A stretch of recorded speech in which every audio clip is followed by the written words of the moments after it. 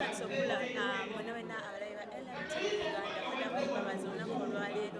course, singa tugenda kubeera nga tubazibutuusaako each and every update bagenda okubeera ku video masi ya pastor the late katuba tulina the late pastor Augustine olunaku olwaleero tulina omu ku bakungubazi sigenda mwogera bingi kamweke nyini akuleki eyanjula gye muli tuwanyemuku tugere ku mulambo wa pastor nekenyeri ngaki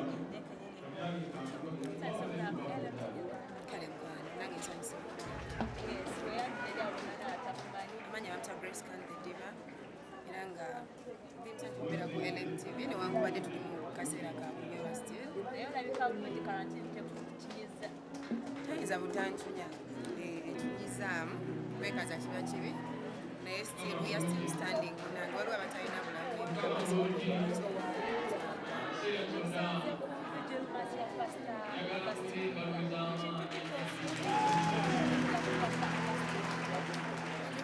omusajja alijweri omusanyufu omwekisa ayagala abayimbi ayagala abantu n'okubeera nti namusinkanaku epason ate nanjagala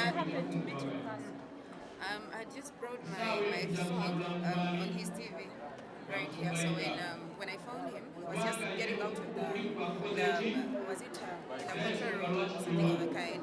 So he was like, oh, Nemutia like some guy, Kale Nemutia, Nemutia like Grace Can, Nemutia Nagamba, I don't know Grace. So I took it to where Nagamba, my neighbor, to just a moment to our interview. Of course, being a man of God, that is the best feeling. We are man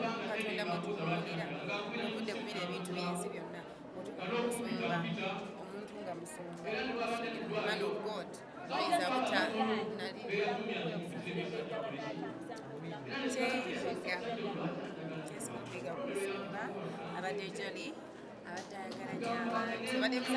I loved his smile and the way he gets about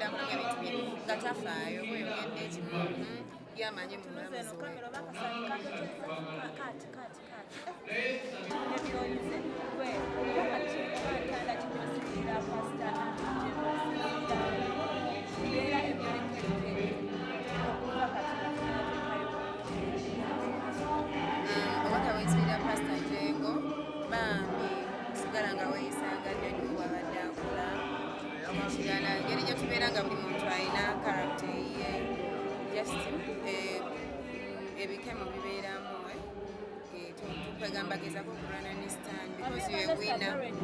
Yes, I did. I know what it feels. Manchester Tegeza kubanga nafira mama pastor waffe tugenda kuteekamu obwesige naawe ate amaanyi ragava abantu bwe banamuwa amaanyi ne bamusaamu obwesige nekubadde muntu obambi tunanolanga ye abadde akyali muto naye ajja kikola kubanga abantu ebintu katonda yabikozesa abantu you make it. We believe in you, we love you. The last one to the people who love Briscan, the people who support Briscan, but no one that took Briscan. For everyone who loves Briscan's music,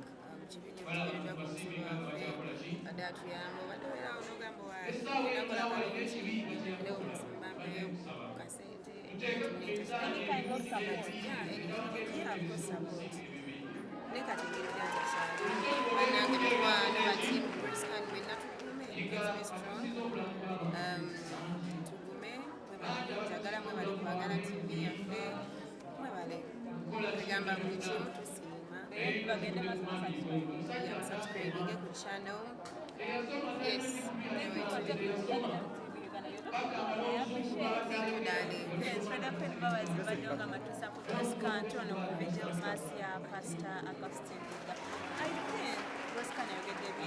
YouTube channel.